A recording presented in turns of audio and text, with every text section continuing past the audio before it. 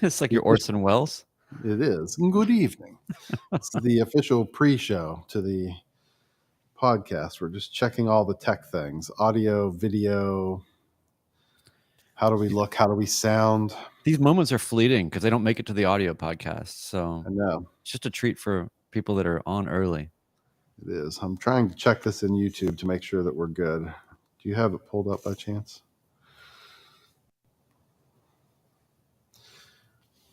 Oh, I see things. Oh, I hear things. Podcast. All right. It appears that we are good to go. But I'll tell you what I don't have ready. All right. Don't have the open ready. Well, we can't start without it. Shut it down. Start over. Please stand by. Quick, Brian, fill time. Never mind. Just kidding. I found it. All right, let's do this. Ready? Yeah.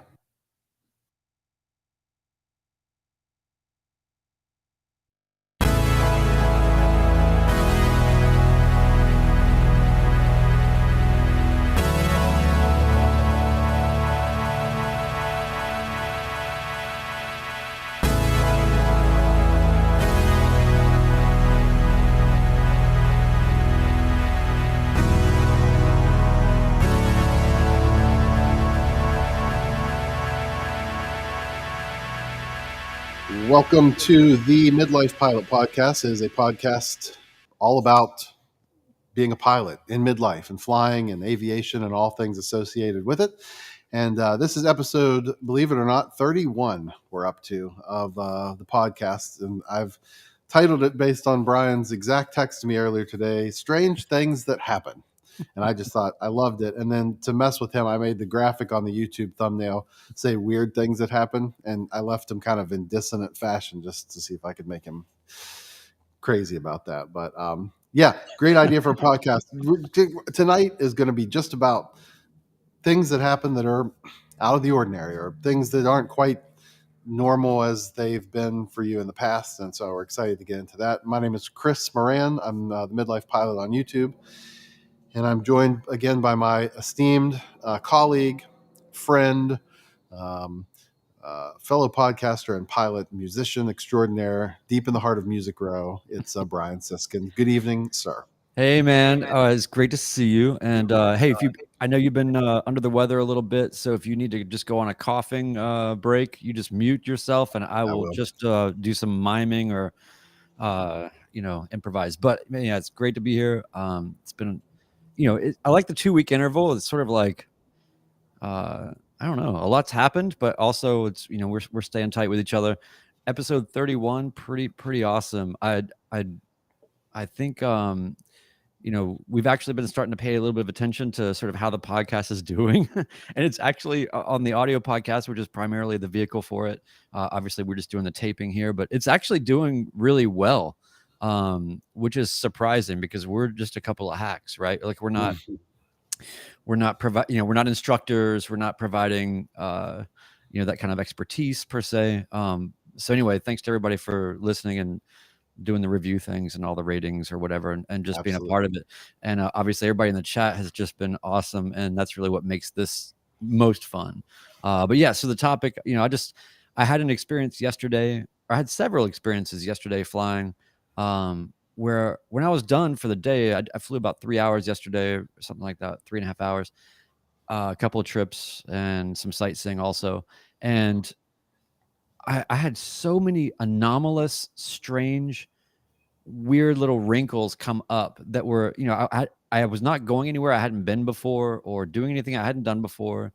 And it just struck me as, especially for those that are training and trying to envision what it's going to be like when you get your license or your certificate. And then also those who maybe have just recently passed their check rides, which we have some people here that have recently passed their check rides, which we'll mention.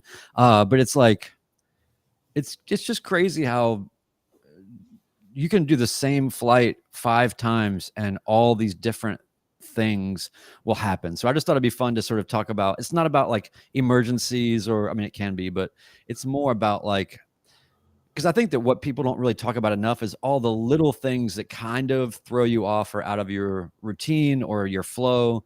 And it's amazing how when you're a lower hour pilot, most of us are, say under 500 hours or, something like Mhm. that, maybe, and still susceptible, almost like in training in a way, but not quite, right? Where it's like one thing goes weird and it forces you to start calculating stuff in a different way, or making decisions, or doing something you've been trained to do but you actually haven't had to do, or whatever. So I just thought it'd be interesting to sort of kind of rapid fire some of these and talk about some of these, and we'll have a couple of guests on, I think, to kind of share some tales as well. So I think this will be really fun. Yes, I agree with you. I agree with you. In fact, we should get to them first. Oh, I had to make my first ever decision to not make a flight because I wasn't feeling well on Sunday, which was kind of interesting because I'm everything in me wants to make it happen. So I'm still contemplating, like, well, I don't feel that bad. Like, I could still go. It turned out to be the exactly right call because by Sunday night I was at like urgent care getting antibiotics and all kind of stuff. So, but it was that was a weird thing. I mean, Yeah. Well, you don't never want to had be to. like, you don't want to fly to a place and then be an angel flight coming back. Exactly. Well, let's. Do you want to hear some stories? How do you want to do it? You want to hear some stories from our guests first, and then we'll get into maybe some of the chat stories. And I'm definitely interested to hear some of Sure. your stuff from your last flights. Yeah, and maybe just to set that, maybe I'll tell just one small thing just to kind of set the Yeah. tone a little bit, because people are going to have more interesting things to say. But I want people to put these things in the chat, and so I just want people to realize that the wall here is quite low. The burden is very, very light. But let's see. I actually wrote a bunch of these things down. I'm not going to get to all of them, but you know me, I like to write things. So okay, like here's just like a little thing. This is not hugely significant in any way, but you don't experience it until you get out there and experience it, and it's kind of strange. So I was flying to this is sort of two wrapped into one thing. So I was flying with a friend to Coleman, Alabama, which is about an hour flight south from here in Nashville. And I've been there once before, and I wanted to go back because the restaurant was actually going to be open, and my buddy wanted to go, and so I'm like, cool. All right. So we go, and then we get down towards Huntsville, and we're on with Huntsville approach. And meanwhile, I'm looking off on around where the airport is, and I just see this insane, sort of thousands of feet high, massively wide smoke situation of some huge. I mean, it looked like a bomb had gone off on the Coleman Airport and then all the areas surrounding it. And I was looking at the weather for the airport, and yesterday was 70 degrees or whatever. Like, it was severe clear everywhere, around everywhere. It was just a perfect day. No wind, no clouds, nothing to worry about. Go where you want to go, no problem. Well, I'm checking the weather, and of all the places, that I could have gone anywhere, but I'm going to the place where I'm checking the weather, and it says that the field's gone IFR. And I am so confused. And now I start looking at the smoke, and then I'm looking at this, and I guess the sensors also can pick up stuff and think it's, because it was saying rain or mist. There was there was no way that that's what was happening. So anyway, the field was IFR. I was so confused. And then I did something kind of stupid, but I didn't think about it. But I was on with Huntsville Approach. They seemed busy, but not crazy busy. And I said, hey, do you know of anything going on at Coleman, or why it might be IFR? Because there's nothing, And then the controller was having none of it. He was just like, no idea. That's place. Well, cool. Well, great. Thank you very much. Wasn't long after that. Maybe this is what precipitated it. I don't know, but uh, just flying along, and then Huntsville just goes. They just call me out and they say, "See you later." Squawk VFR. I don't ever want to see you or talk to you again the rest of my life. Wow.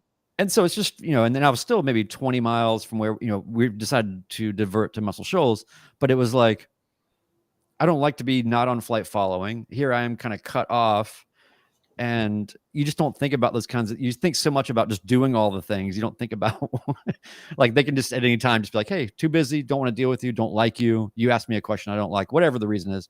I've seen or heard your podcast. I want nothing of this.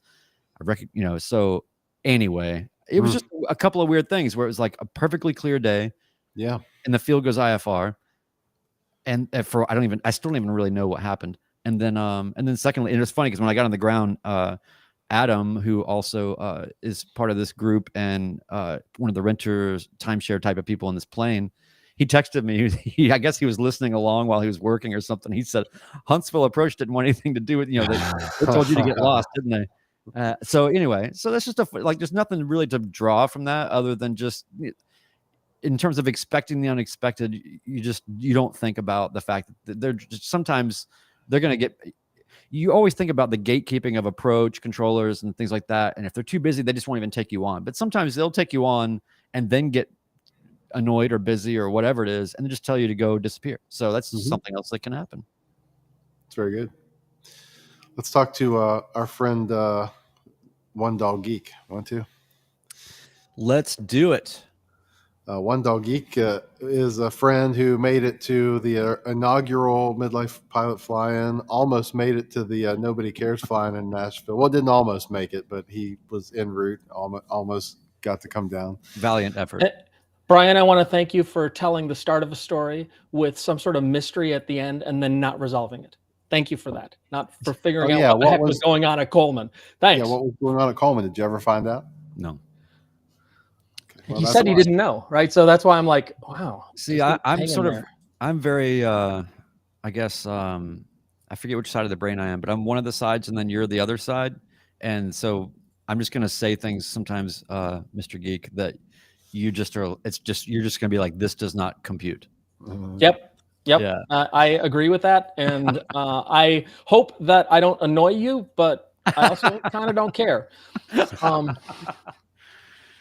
Let's make this like Festivus. Let's just go ahead and it's like an airing of grievances. Let's just to lay it all out. Yeah. So all right. So so the odd thing that happened to me. It was I don't know, it was probably I'm humongous. It was probably a month or two after having my private pilot license, and I fly out of Howard Airport. And I was cleared to land on runway 2, and I'm on base for runway 2, and I hear that there's a jet coming in, and Tower cancels my landing clearance and gives me this instruction. I'm going to read it because they said cross the extended center line and re-enter on a left downwind for runway 2. And I had absolutely no idea what the heck that meant. So what I thought they meant cross the extended center line and then just leave the pattern, make a big right turn and re-enter in midfield. And so I asked him, I said, is that what you're wanting me to do? And they're like, no, cross the extended center line where the downwind would be, turn left 90 degrees, and now you're on the downwind. I'll call your base. And so, but I'd never heard that instruction before, and I had no idea how to handle it. And the only thing I could think of was ask. Well, that's obviously the right thing to do. Yeah, that's interesting. I've had a couple of things like that where I'm like, they've kind of got me doing circles around final approach, trying to figure out what to do with me for whatever reason. It was super crowded. That's that time when I just said, get me out of here. But, because they changed me, they asked me to do a 270 and then join, like I was on right traffic and then they had me out here and then said do a 270 to join now left track. Like sometimes you can't even, when you're just trying to fly and not hit anything or anybody, it's pretty hard to start visualizing how this relates to the field. So when you had that experience, was it, I mean, I know that your airport is a relatively new towered airport. Did it go through your head, these guys don't know what they're talking about? Or did it go through your head that you didn't know what you were talking about? Yes. All of those, yeah. All of the above. Yeah. I mean, I would say I was a brand new pilot at that point. I had less faith in my ability, and I'd only been dealing with the towered airport for a couple of weeks I had very little towered experience at that stage. So I just thought, wow, like, again, like I didn't even know this was within the threshold of possibilities of things they would ask you to do. I thought it was like worst case is you get a 360, or extend, and it can get more complicated. So Right. anyway, Right. but that's a good bit. I had a Yeah. similar. I've wondered what the heck the other things they can ask me to do. I have no idea what they are. Sorry for interrupting.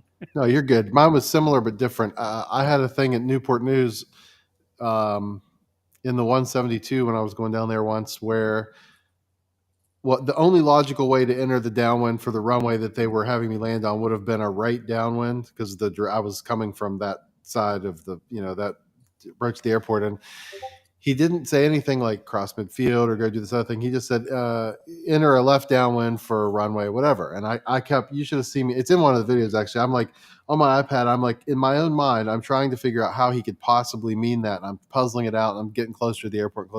And he unprompted comes back on and says, oh, actually, 52 Lima, a right downwind, make a right downwind for this runway. And I said, I actually on the radio, I said, oh, okay, that makes more sense.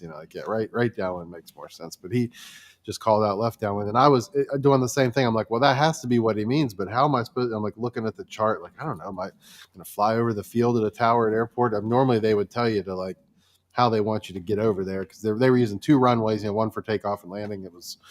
Yeah. I remember being confused, but I don't know if I remember it because when I watched that video, but I don't know if it's because you narrated the confusion and I picked it up, or because I was like building the picture in my head. I think it was probably because you narrated it. I was extremely confused. It was I did not understand. I was getting to the point where I was going to ask for clarification, but I wanted to make sure I had plenty of time. I wanted to make sure that I didn't want to be an idiot. But he saved me from all of that by saying, you know what, go this way instead. So before we go to our next in-house caller here, oh sorry, Geek, what you got? Thanks for letting me tell my story. Man, appreciate it. It's a pleasure. You can stick around if you want. It's not a big deal. You're already a square. Okay, I'll just hang out and mute.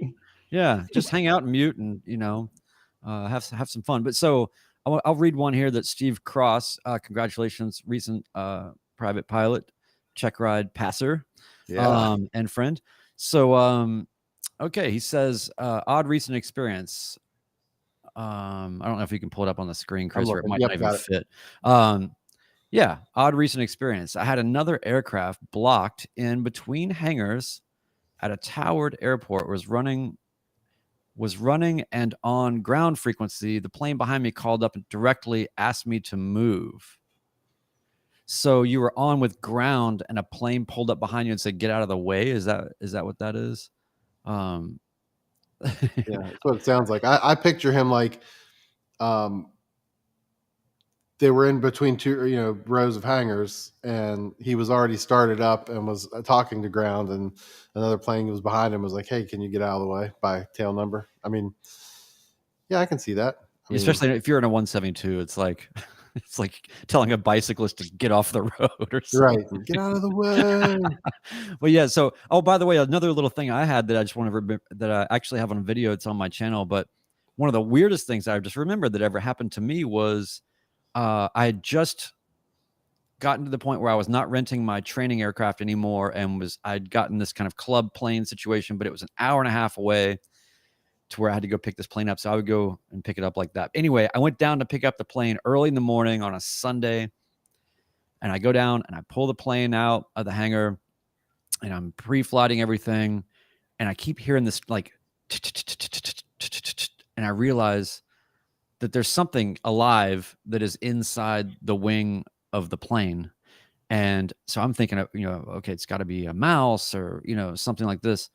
But it was the pecking sound, though. I was like, that sounds like a bird.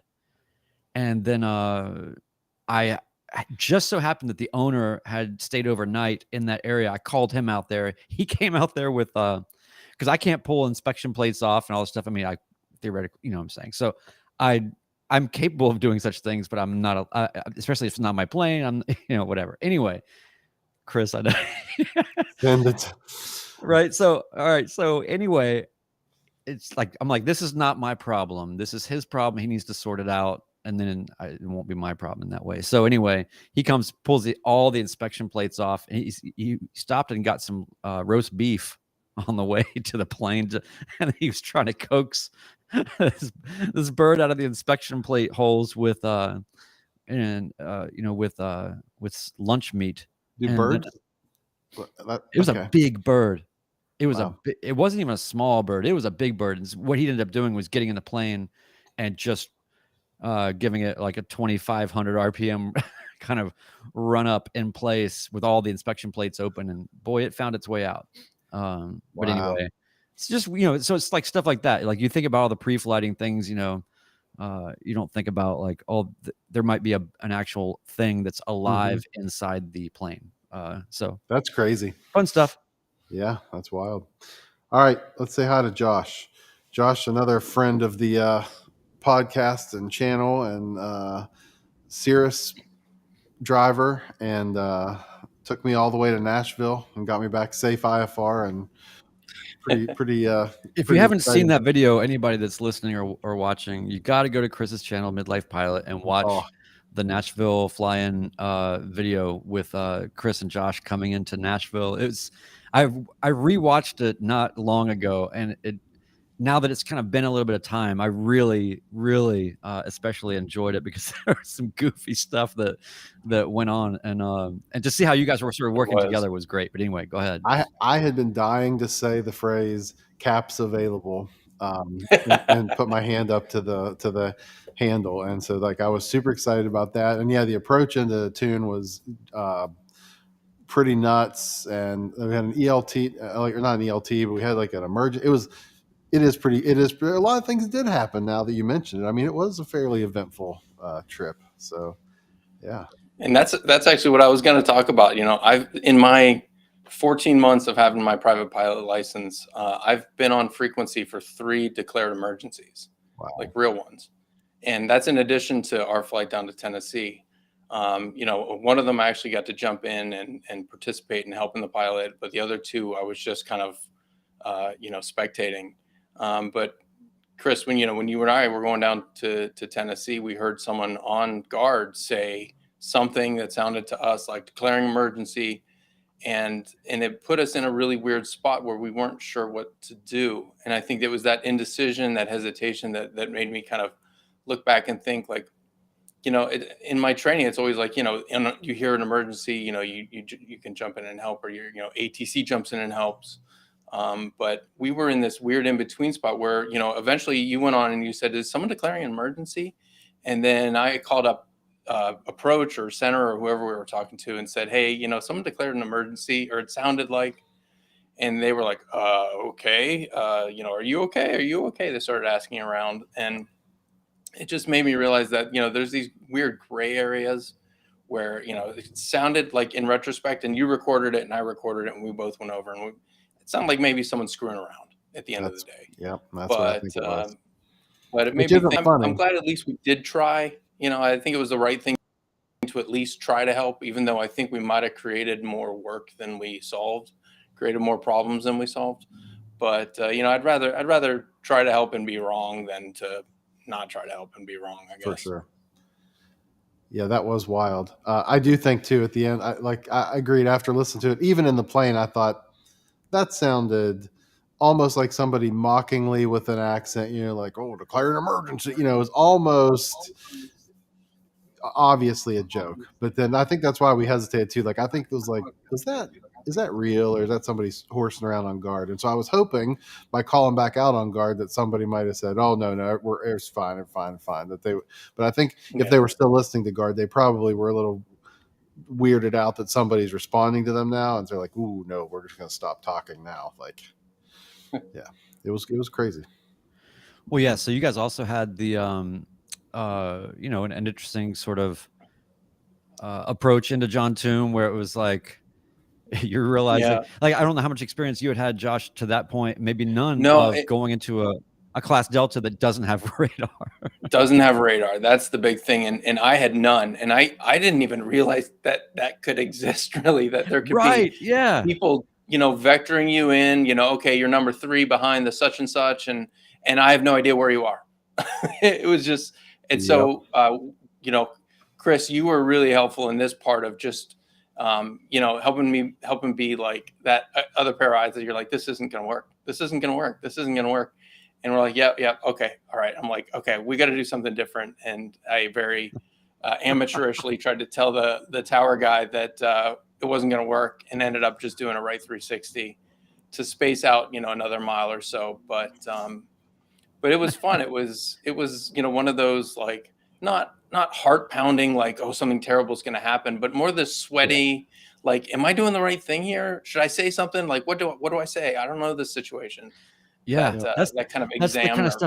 That's the kind of stuff I really like to talk about. It's really easy to get into like the big sort of, big emergencies or real heady stuff like that. But to me, it's actually the collection of all those little micro scenarios of just kind of confusion or moments of uncertainty, or just those little wrinkles of things that can come up that just because we all trained in different environments, and so everybody's going to have their own exposure to these things, and what I find curious about it is just that it doesn't stop. It's like like it's just, so you just get more maybe relaxed about those things happening. It's not as affecting. But yeah, I mean, I had another thing that happened to me yesterday. I had so many things happen yesterday, but I'm curious what you guys think about this. But I was doing a downtown sort of tour over the Class Charlie, Nashville. I was on with Nashville Tower. I did approach, then over to Tower, and then I was on my way back kind of west to go towards John Toon. And he was a little bit busy, so I just thought I would offer. I just said, look, if you want to let us go, because they always come on and say, what are your intentions anyway? So I just said, look, if you need to let us go, we're fine. We're just going on. We'll get back on with John Toon. And he was like, great, no problem. Squawk VFR, cool. And then I go over to Nashville and I'm waiting to talk to them. And then they come on and they say, hey, are you up? They have called my call sign. Are you up? And I'm like, yeah, because I hadn't quite gotten in yet. And then he's like, Nashville just called me. They said that you are in their airspace, and you need to get out to the west and descend. And I was like, well, I'm doing those things, but okay. It was just, I still to this moment don't even really totally know what happened, but there's just going to be a lot of things like that, right? Like where you just do everything by the book, and what you've done it a bunch of times, and then there's just going to be some weird, I've had things where another thing that happened yesterday that's similar. Sorry to go on a rant here, but it's like I called Memphis, or I got asked to go to Memphis Center. I called the frequency that they gave me, and then they got back to me and they said, I said, check. I didn't say checking in, but I just said the altitude or whatever. And then they said, they called me out and they said, where did you come from? Go back to where you came from. I'm like, okay. So then I went back to Nashville Approach and said, hey, sorry, they won't have me there, or what I don't even know what I said. And he gave me another frequency, and then I go back and it's the same controller. And then, and my voice was sort of like saying the same thing again, and then, and she was like, okay, great. And then like, it was all fun. It's just weird stuff like that, where you just get, processed differently in the system and things like that. I'm sure you guys have experienced plenty of that. The best part about this whole conversation just now for me was your paraphrasing of things, because I'm trying to envision them really saying like, go back to where you came from, like, or that's like basically what they said. It's I wasn't. Yeah, that's basically what they said. But anyway, yeah, I'm barely paraphrasing actually. But yeah, so maybe we'll pull up some of these. We got a bunch of these in the chat. Hey, thanks, Josh. Yeah, thanks, Josh. Feel free to hang around the green room. Yeah. There's long time listener, first time video participant. yeah, hang out in the green room. Yeah, exactly. We took out all the red M&Ms, so it's just the good ones. I don't know. Good times. Yeah, let's get to some of these. You got any in mind here? Have you been following along? I just like the ones that are.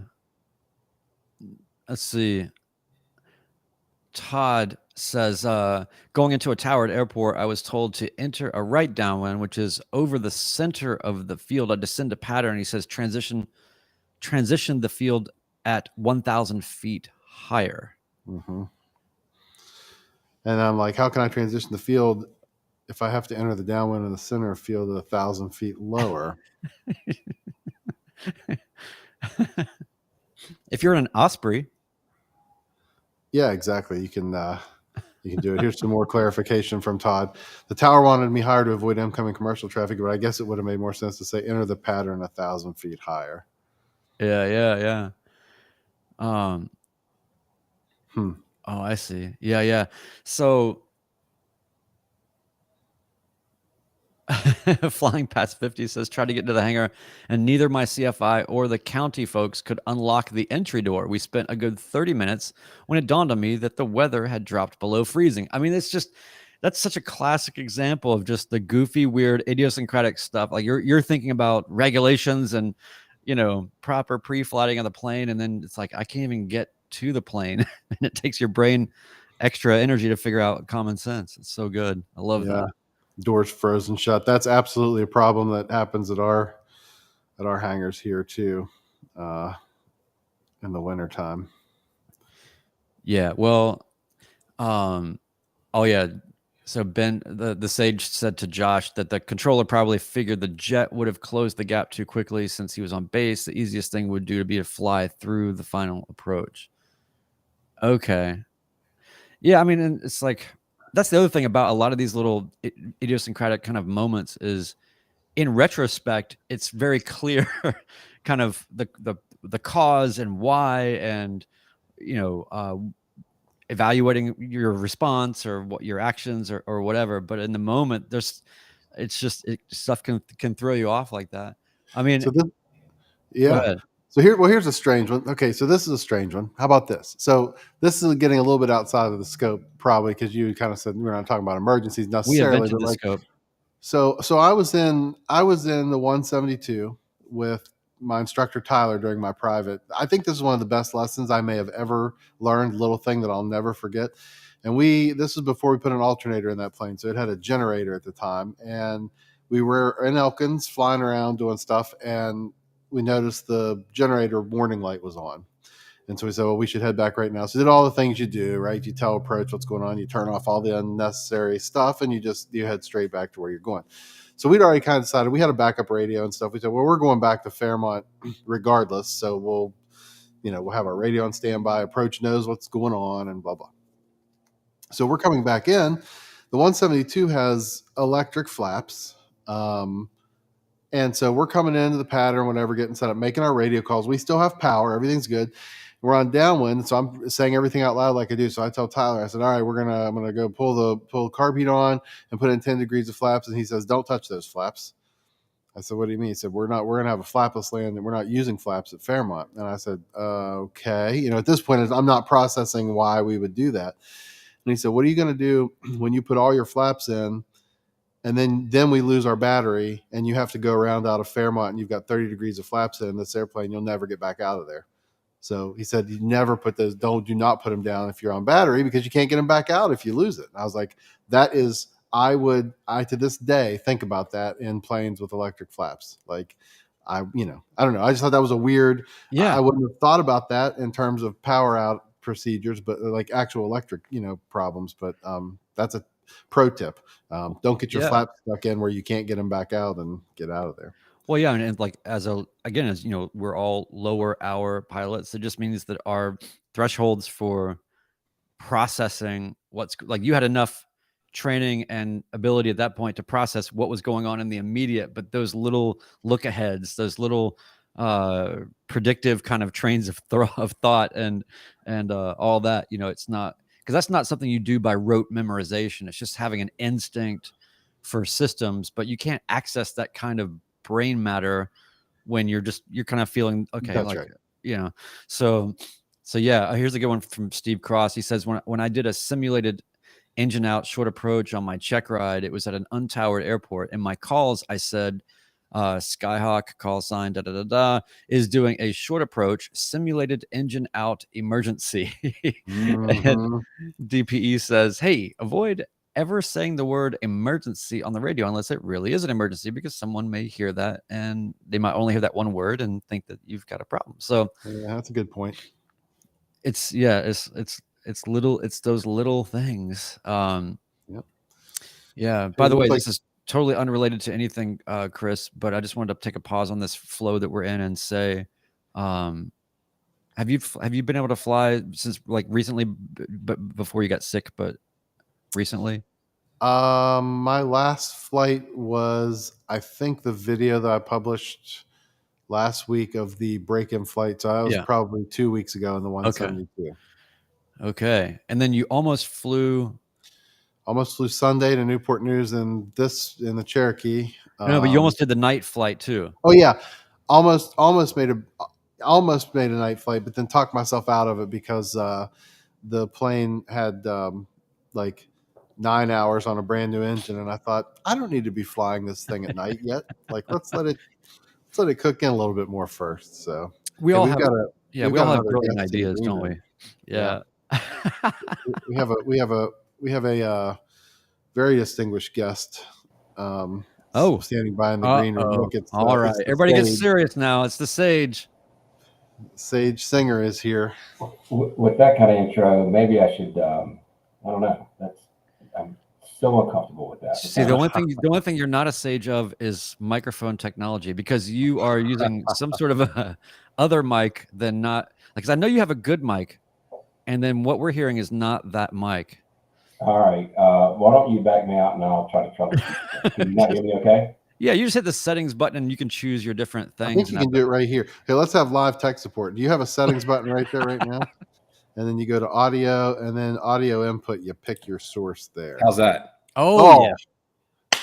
Live tech support. Ladies and gentlemen, you're not going to find this on many aviation podcasts, real-time troubleshooting of audio inputs. That was incredible.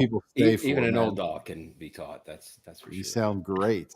Thank you. What's happening, Ben? I was just going to mention my Nordo experience. It was literally 2 weeks after I passed my private check ride. Ooh. We had a new in 2020. The FAA are giving like money if you got your ADSBN before the deadline, and the deadline was like at the end of January. So we'd taken the plane to this avionics shop, and they installed it, and I went to go pick it up, and it was at a non-towered airport. And I did all of my training in a Class D, so it was always towered. So I get in the airplane, and I make my radio calls. It's not a very busy airport at all. It was in Winder, Georgia, and didn't hear anybody, didn't see anybody on my ADSB, traffic. So I took off, and I tried to pick up flight following, going across the northern corridor of Atlanta. It's busy with all the different airports, PDK, Lawrenceville, all of them. And they came back and said, aircraft calling in unreadable. And I thought I was kind of far out, but I thought maybe it was just the distance and the receiver wasn't close enough, whatever. So I continue to proceed to my airport, and I'm about 13 miles out, and I call up, and the controller comes back on and says, aircraft calling in unreadable. Well, I'm starting to kind of worry. I'm starting to sweat a little bit more. And then I get closer and closer. You've got that 4 mile ring around a Delta that you can't enter without two-way radio communication. So I'm starting to panic a little bit, and I tried 3 or 4 more times, and she kept coming back, unreadable, unreadable. So I squawked 7,600, just like I was trained. And I diverted to the north side of the airport. Our runway is east-west. So I went to the north side, and I didn't see anybody. I wasn't too worried because I had 2 other airports within a 3-minute flight that were not towered that I could get it down. And I had about 4 hours of fuel in the plane. So I really wasn't worried about that. But I wanted to get the plane down at home. So I put the autopilot on altitude hold and just started circling north of it. And I was squawking 7,600, and I would hit that ident button, hoping that it would flash on her radar. And I'm feeling around, checking the connections, and nothing was working. And I tried to call in, and all I heard was still unreadable. Well, she had to know that it was me. I don't know why she never kind of cleared me in, but I did like 15 minutes of circles around the north side of the airport, trying to figure out what my next step was. And finally, she called up and said, airplane circling north of the field, cleared to enter right base, land 27. So I got it down on the ground, and what had happened is when they put the ADSB in, they wired the mic jack to the old jack that, the old microphones in the planes when they were first made. Well, they wired the mic jack into that. So I could hear everybody fine, but they obviously couldn't hear me. When I plugged my mic jack into that one, I called ground. I said, "How do you hear?" She goes, "Oh, you're loud and clear now." I'm like, But it was the takeaway for me is that because I trained in the Delta, I never did a radio check, never had to, because it was always working. And this was the first time I was taking off out of a non-towered airport. And, I'll do a radio check every single time after that. But I was sweating a pretty good bit during that. Wow.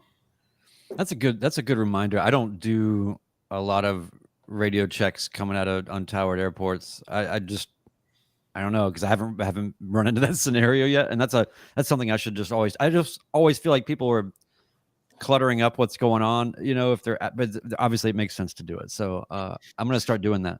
That's a good point. I don't do a mic check very often, but you know what I've caught myself doing lately is getting real weird about making sure I can hear, because I am at an untowered field. And so like I keep popping the squelch. Like I didn't used to do this, but I've gotten real weird lately about popping the squelch to hear static, just to make sure I'm hearing something from that radio, that I'm not missing calls that are there that I just can't hear for some reason. It's like that's become a real habit. I'm doing it all the time now, and it's annoying for editing out of videos. Right. Yeah. Well, so Sage, what you're saying is 7600. It's not just for accessing FBO restrooms. That is it. And I was looking for light guns, and I asked her, I said, "Did you ever shoot the light gun?" She goes, "No." I was like, so there's a lesson to be learned from that. Don't always rely on the light guns. They're like, light gun? We don't even know where that thing is. Seriously, that's probably the case. So yeah. Larry, go look in the closet. Where is the, yeah. All right, I'm going to sign off. Thanks, guys. Thanks, Ben. Thanks. Yeah, man. Appreciate it. Here's a couple from the comments. I like this one because I have a brief story about this. Tuomo said, on my solo cross country flying a Grumman, did a brake test before landing, and the right brake was super mushy. So landed long, taxied off, could only make left turns. Called my instructor, who says, "Can you still fly the plane?" I say yes. And he says, "Fly her home. Just don't turn right when you land at home base." Yeah, because you can't. The castering nose wheel and all. So I had a similar thing. I may have told this story, Brian. I don't know if I've told it on the podcast or not, or just in private, but I had a flight I was going to do in the 172. This has been probably a year ago now. And I came up here, and somebody reported the brakes were mushy, but they get a little bit that way in that plane from time to time, and we bleed them and get them. It's not unusual for them to feel a little bit softer than like super hard at the top. So I came up and pulled the plane out and pre-flight and everything. And I got in, I felt the brakes. And I was like, oh yeah, these are pretty squishy. And so I thought, but I'm thinking to myself, so here's the decision-making process. I thought, well, I only have to stop once, when I land. So I thought, well, I can. So I thought, okay, I'm going to do this. So I said, well, let's start up anyway. Let's see what happens. So I did this thing, start up. I said, all right, let's taxi now and do a brake check.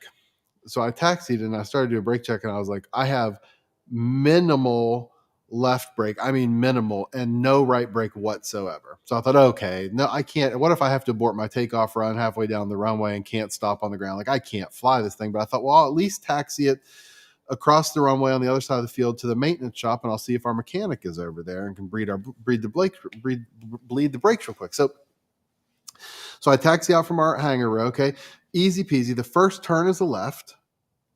And then we cross the runway, and on the other side of the runway immediately is a 90-degree right-hand turn. So I make my calls, crossing runway 523, and like power up to go across the runway. And I pull power across the runway, and I'm coming up on this right-hand turn, and I've got my rudder all the way in. And in the 172, while it is nose wheel steering technically, it's on a spring. So it's not, if you're not going super fast, you don't have much. So I got my right rudder and brake pushed all the way down, and I can't turn right. Now I'm coming to the end of the taxi where it turns right, and I'm going to go over into the grass and down a hill. So I like panicked, and I said, well, the only thing I can do is jam the left brake now, and I'm going to turn left, and I'm going to go off the taxiway, but I'm good. I got to stop. I'm going to go over the hill. So I smashed the left brake, came to a stop, nose wheel off in the grass, of the taxiway. Fortunately, it's just like I didn't hit a light or anything. So I shut the engine down, pull the mixture. I'm like, that was so stupid. So I get out and look.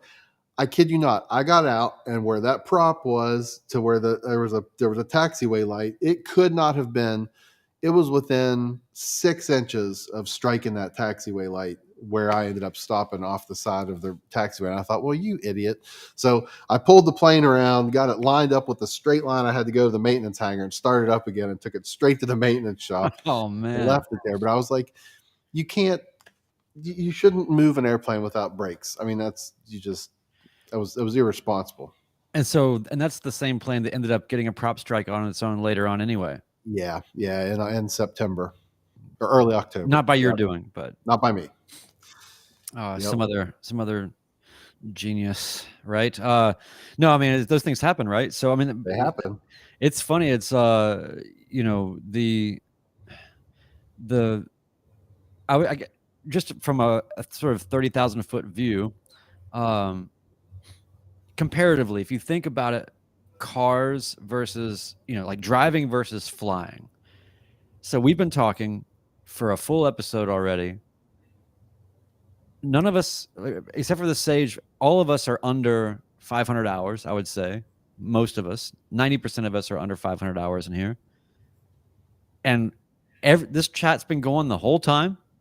Yep. And we've got endless, I've got a whole list of just things that I've thought of that are just strange anomalies or weird things that have happened or whatever. If you're driving and if the rate of weird things that happen, I mean, weird things definitely do happen in cars, but it's not like my brake's going out or I don't know, just all of a sudden the electrical, those things do happen with cars. I'm just saying the frequency.